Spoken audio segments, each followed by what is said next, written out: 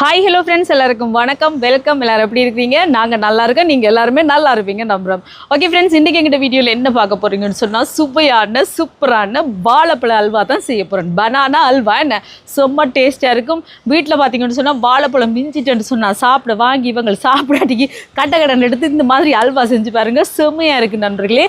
அது எப்படி செய்ய போகிறேன்னு பார்க்குறதுக்கு முன்னாடி நீங்கள் இப்போ தான் ஃபர்ஸ்ட் டைம் எங்களை சேனலை பார்க்குறீங்கன்னு சொன்னால் அப்போ மறக்காமல் சோபா சோஸை சப்ஸ்கிரைப் பண்ணுங்கள். அப்படியே பக்கத்தில் இருக்க பெல் சிம்பிளையும் கிளிக் பண்ணுங்கள். அதே நேரம் உங்கள் யாருக்கெல்லாம் கூனி சம்பல், மாசி சம்பல், நெத்தலி சம்பல், காரித்தூள், முட்டமா, அரைச்சகரித்தூள், சரக்குத்தூள் இதெல்லாம் தேவையோ மறக்காமல் நாங்கள் ஸ்க்ரீனில் தர நம்பருக்கு வாட்ஸ்அப் பண்ணுங்கள். இப்போ வாங்க சுவையான வாழைப்பழ அல்வா வீட்டில் இருக்கிற கொஞ்சம் பொருட்களை வச்சு பட்டா ரெண்டு செஞ்சிடலாம். வாங்க இப்போ செய்யலாமா?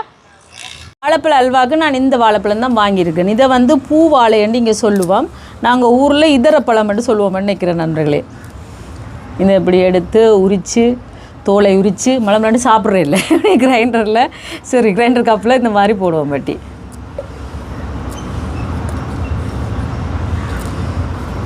பார்த்தீங்களா, நல்லா இன்னும் கொஞ்சம் கனிஞ்சிருந்தால் நல்லா இருக்கும். உங்கள்கிட்ட கனிஞ்ச பழமாக இருந்தால் நீங்கள் அதை எடுங்க. இதுக்கு நல்ல பழமாக தான் இருக்குது. என்னென்னு சொல்கிறது, சாப்பிட்ற நல்ல பருவ பதமாக இருக்குது. பருவப்பிள்ளை மாதிரி பருவ பழமாக இருக்குது நண்பர்களே. அதால் நீங்கள் வந்து நல்லா இன்னும் கனிஞ்சிருந்தால் இன்னும் நல்லா தான் இருக்கும். எல்லாத்தையும் இந்த மாதிரி வெட்டி எடுப்போம். இப்போ வாழைப்பழத்தை அங்கால வெட்டி எடுக்கிறதுக்குள்ள நாங்கள் வந்து சர்க்கரையே உருக்கி எடுப்போம். இவருங்க இதில் சர்க்கரை எடுத்துருக்கேன். நான் அரை கிலோ இதில் எடுத்துருக்கேன். தச்சம் காணம் ஆட்டிக்கு எடுப்போம்னு அங்கால எடுத்து வச்சுருக்கேன். நான் இவ்வளோ காணும் சர்க்கரையை கரைச்சி சேர்க்குறது தான் நல்லா. கொஞ்சமாக தண்ணி சேர்க்குறேன்.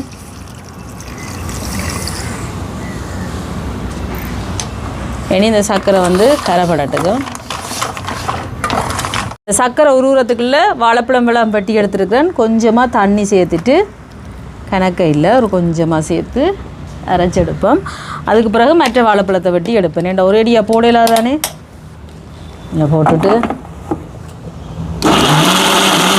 வெளியில் கொண்டு வந்தாச்சு கிரைண்டரை. ஏண்டா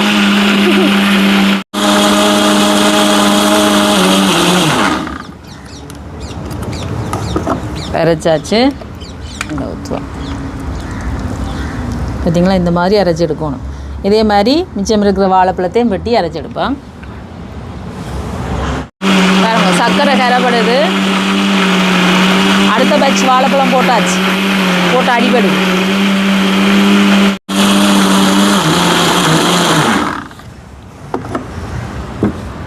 ஓகே பார்த்தீங்களா, எல்லா வாழைப்பழமும் அரைச்சி எடுத்தாச்சு. இங்கே கொஞ்சமாக கூட செய்யலாம். நாங்கள் கொஞ்சம் கூடவா செய்கிறோம். இப்போ பாருங்கள் சர்க்கரையை நல்லா உருக்கி எடுத்தாச்சு. பாகு பதம் எல்லாம் இல்லை, இந்த மாதிரி உருக்கி எடுத்தாலே போதும். இனி இங்கால வடிச்செடுப்போம். இதில் வடிச்செடுத்தால் ஏதாவது தூசிகள் தும்புகள் இருந்தாலும் தெரியும், அதுக்குத்தான்.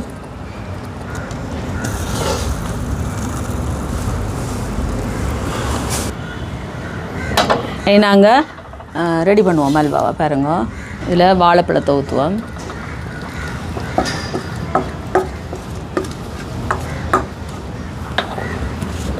இதோட பார்த்தீங்கன்னு சொன்னால் இங்கெல்லாம் நாங்கள் உருக்கி வச்சுருக்கிற சர்க்கரை. உங்களுக்கு விருப்பம்னா சீனி கூட சேர்க்கலாம். ஆனால் சர்க்கரை சேர்க்க இன்னும் நல்லா இருக்கும். நல்லா கலந்து விடுவோம். உப்பு கொஞ்சமாக சேர்க்குறேன். இந்த இனிப்பை வந்து நல்லா எடுத்து காட்டும், அதுக்காக சேர்த்துட்டு கலந்து விடுவோம். மீடியம் ஹீட்டில் விட்டுட்டு பக்கத்துலேயே நின்று கைவிடாமல் கலந்து கொண்டிருக்கணும். கொஞ்சமாக நெய் சேர்க்குறேன்.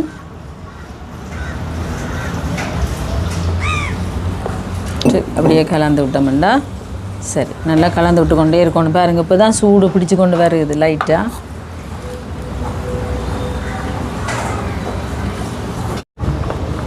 இப்போ பாருங்க, நல்ல ஒரு பதம் வந்து கொண்டிருக்கு. இப்போ இன்னும் பதம் வரே இல்லை, காய்ச்சிப்பட்டு வந்து கொண்டிருக்கு. பாருங்க, இந்த இடைவெளி வேறே இல்லை, இன்னும் நல்லா காய்ச்சிப்படணும். இப்போ இன்னும் ஒரு கொஞ்சம் நெய் சேர்ப்போம். இந்த நெய் நல்லா இறுகிடும், கட்டி ஆகிடும். எங்கட பார்த்து நெய் சேர்க்கலாம். சேர்த்துட்டு இப்படி கலந்து விடுவோம் கை விடாமல். இந்த சைட் ஓரங்களை வலிச்சு விட்டு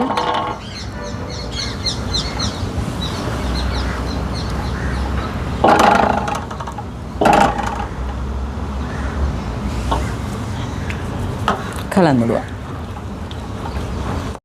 இப்போ பாருங்க வாழைப்பழம் எல்லாம் அந்த அவிஞ்சு அந்த பச்சை வாசம், வாழைப்பழத்தில் பச்சை வாசம் எல்லாம் போகுது. அந்தளவுக்கு கைவிடாமல் கிண்டி கொண்டு இருக்கணும். இப்போ திருப்பியும் நெய் சேர்க்குறேன். கொஞ்சம் இந்த நெய் வந்து இறுக்கமாயிட்டு சேர்த்துட்டு நல்லா கலந்துடுவோம். நெய் சேர்க்க நல்ல ஒரு வாசம் வருது. இப்படி கைவிடாமல் கலந்து விடணும். நீ பாருங்க, இப்போ இப்படி வருது இல்லை, முதல்ல இப்படி வரையில இல்லை இடவழியா. இப்போ பாருங்க நல்ல ஒரு பதம் வந்து கொண்டு இருக்குது. ஆனால் இன்னும் பதம் வர இல்லை, இன்னும் நல்லா கிண்டோம். பார்த்தீங்களா? இப்போ வந்து நான் காஜுவை இந்த மாதிரி குட்டி குட்டியாக வெட்டி வச்சுருக்கிறேன், சேர்க்குறேன். சேர்த்துட்டு கலந்துடுவோம். அந்த நெய்யில் வந்து காஜு அப்படியே பொறிபடைக்க சாப்பிடக்க நல்லா இருக்கும். பாருங்க இந்த மாதிரி கிண்டி கொண்டே இருக்கணும். சரிங்களா? அடி பிடிக்க விடக்கூடாது. இன்னும் ஒருக்கா நெய் விடுவேன், இப்போ இல்லை, கொஞ்சம் நேரம் கிண்டிட்டு. நான் வந்து சர்க்கரை கணக்காக தான் சேர்த்தேன். நான் உங்களுக்கு கூட சேர்த்திங்கன்னா நல்ல ஒரு கருப்பு கலர் மாதிரி வரும், நல்ல ஒரு டார்க்காக வரும். நான் கணக்காக தான் சேர்த்திங்கன்னா வாழைப்பழம் இனிப்பாக இருக்கும். அப்போ ஆக சர்க்கரை சேர்த்தோம்னா அது திகட்டிடும், சாப்பிடலாம் போயிடும். அதெல்லாம் நான் கணக்காக தான் சர்க்கரை சேர்த்துருக்குறேன். ஒரு 600 கிராம் மாதிரி சர்க்கரை சேர்த்துருக்குறேன். இப்போ பாருங்க நல்லா பதம் வந்து கொண்டு இருக்குது. உங்களுக்கு இந்த பதம் வேணுமெண்டா நீங்கள் இப்படி எடுத்து கூட சாப்பிடலாம், ஒரு கப்பில் போட்டு கரண்டியால் கூட சாப்பிடலாம். ஆனால் இன்னும் கொஞ்சம் இறுக்க பதமாக வேணுமெண்டா இன்னும் கொஞ்சம் நேரம் கிண்டுவோம். நான் கொஞ்சம் இறுக்கமாக தான் எடுக்க போகிறேன்.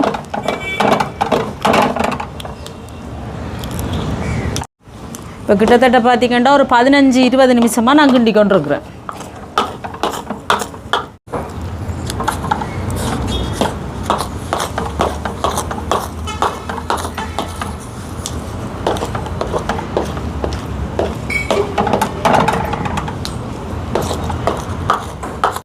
இப்போ பாருங்க நல்லா வந்து கொண்டு இருக்கு பதம். பார்த்தீங்களா?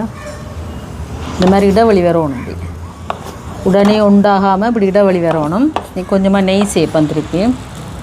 யூடு வாங்க, யூடு கொஞ்சம் ஹெல்ப் பண்ணுங்களேன். சேர்த்து இந்த பார்த்திங்களா நெய் சேர்ந்தோன்னே போட்டோன்னே நல்லா கிளவிடும். இந்தாங்க கொஞ்சம் கிளறுங்க. தொதோலி இல்லை, வாழைப்பழ அல்வா. வாங்க வாங்க இந்தாங்க, வாங்க வாங்க, கொஞ்சம் நேரம் ஹெல்ப் பண்ணுங்க. ஐ எம் பாவம். இப்படி வாங்க, இப்படி சிட் சிட். கடைசி கட்டத்துலாம் வந்துட்டார் ஆப்பெண்ட் அவருக்கு. இப்படி இருக்கணுங்க, அப்படி கஷ்டப்படலாம் தேவையில்லைங்க. எப்படி சரியா? சரிங்களா? இன்னும் கொஞ்சம் ரீச்சண்டா சரி. கொஞ்சம் இதெல்லாம் வந்துக்கலாம் மாட்டிட்டேன் தம்பி. இந்தாங்க இப்படி கிண்டுங்க, நான் இந்த எடுத்து போட்டுக்கிறேன். பஜிலா பஜிலா இல்லை ஸ்பஜிலா. பஜிலா அப்பா புது புது பேரெல்லாம் பேர் நண்பர்களே. பஜிலா பாருங்க நண்பர்களே, டீ குடிக்கணும் ஒருத்தர் வந்தார். சரியா? டீ குடிக்கணும் வந்தார், ஆள் சிக்கிட்டார். இங்கே பாருங்க, ஆளுக்கு பனிஷ்மெண்ட் கொடுத்துருக்கு. இது வந்து நண்பர்களே எனக்கு கடைசி கட்டத்தில் கொஞ்சம் அந்த இறுகுந்தானே, இறுகிற நேரம் கஷ்டமாக இருக்கும். பொறுத்த கட்டத்தில் ஆள் வந்து மாட்டிட்டார் மாட்டிக்கினார் ஒருத்தர் அப்படின்ற மாதிரி மாட்டிட்டார் நண்பர்களே. இது கிட்டத்தட்ட தொதோல் மாதிரியே இருக்குது நண்பர்களே. எங்கிட்ட தொதோல் நாங்கள் செய்ய வரும் அந்த மாதிரி பதம் தான் வருது. என்ன யூட்டு என்கிட்ட ஜூட் தான் தொதோல் எக்ஸ்பர்ட். என்ன இது தொதோலோட தம்பி. அது தொதோல், அதுக்கு அரிசிமா போடுவோம். ஓ அது இதுக்கு வாழைப்பழம் போடுறோம், அதில் எண்ணெய் வரும் நல்லா. இதுக்கு நாங்கள் நெய் போட்டு கிண்டுறோம். பார்த்தீங்களா? சூப்பராக வருது. இன்னும் கொஞ்சம் பதம் வந்துச்சுண்டா சரி. இன்னொரு கொஞ்சம் பெறணும். இங்கே பார்த்தீங்களா பதம் பெறைய இல்லைங்க, இறுகணும் நல்லா. இறுகட்டும் நண்பர்களே. இப்போ இந்த மரம் எல்லாம் பாருங்கள், இப்போ லைட்டாக ஒரு காற்று தான் அடித்து கொண்டு இருக்குது. நேற்றிரவு பார்த்தீங்கன்னா புறாவாடா அந்த அந்த தெரியுதா சீட்டுட கலரில் எங்கே பாரு, அது என்னது புறாவா? மணிப்புறா பற்றி தெரியவே இல்லை. சீட்டு கலருக்கு இருக்கு. இந்த இதெல்லாம் பார்த்தீங்கன்னா நண்பர்களே இப்படி நோமலாக காற்றடிச்சு கொண்டு இருக்கா. ஆனால் நேற்று இரவு நீங்கள் ஒரு 1:30 இருக்கும். எம்மா இன்னும் காற்றுன்றீங்க நீங்கள்.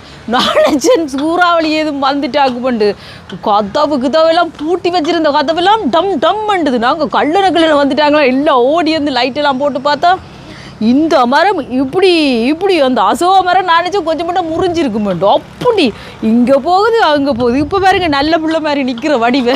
என்ன தம்பி என்ன காற்றடிக்குது புசலை கட்டிக்குது கண்ணியம் கொப்பெல்லாம் கண்ணுக்கு கொத்துது எக்கக்கா கதை வந்துடும். அந்த மாதிரி தான் காற்றடிச்சுது நண்பர்களே. இப்போ நல்ல பிள்ளை மாதிரி பாருங்க நிற்கிற வடிவை. இப்போ பாருங்க நண்பர்களே எங்களோட வாழைப்பழ அல்வா ரெடி ஆயிடுச்சு. பார்த்தீங்களா இந்த மாதிரி வரணும். தொதோல் மாதிரி தான் இருக்கேன்டா தம்பி. பார்த்தீங்களா அடி பிடிக்காமல் இந்த மாதிரி கிண்டி கொண்டே இருக்கணும் கைவிடாமல். ஓகே ஜூட் இனி ரேக்கு மாற்றுவோம். தொதல் மாஸ்டர் ஊற்றுங்க இதில். ஓகே அது பரவாயில்ல. ஓகே கணுந்தானே இந்த ஒரு ரேன்னு போட்டுட்டு பார்த்து பின்னுக்கா.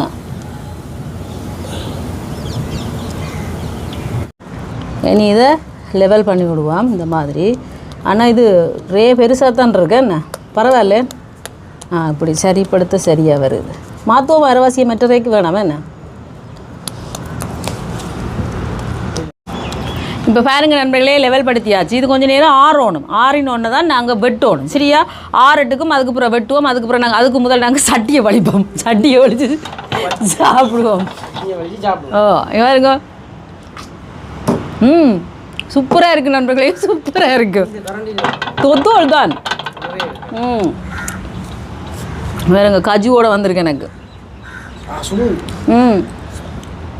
நல்லா இருக்கு ஆறட்டும். ஓகே நண்பர்களே இப்போ சூப்பராக எங்களோட அல்வா நல்லா பார்த்தீங்களா கொஞ்சம் கணக்கு ஆறி வந்துட்டு நாங்கள் வெட்டுவோம். வாங்க எப்படி வெட்டுவோம். இப்படி திருப்பி போட்டு தானே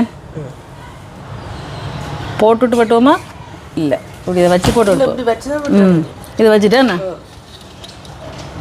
அம்மா மறந்து ஆர்வ கோளாறுல கொண்டு செய்வேனேன்ட்டு. ஓகே நண்பர்களே இப்படி வெட்டினோம்னா எங்களுக்கு ஒரே அளவில் வரும். ரிச் கேக் வெட்டுற ட்ரே இது எனக்கு தொதோலுக்கும் மஸ்கெட்டுக்கும் பொம்பை அல்வாக்கும் தான் உதவுதுன்றா தம்பி.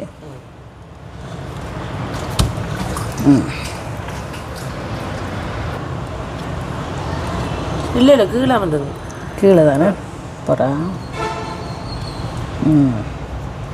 இதுதான் சரியா இல்லைங்களா. எப்படி ஒரே அளவிலேயே வரும் நண்பர்களே. இதுங்க வரேண்ணா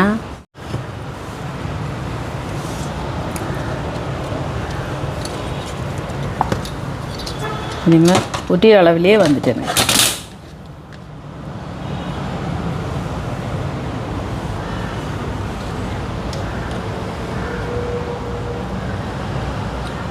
அந்த அமத்துப்படாதது என்ன வெட்டுப்படாமல் இருக்கிறத நாங்கள் இப்படி கத்தியால் வெட்டி எடுப்போம்.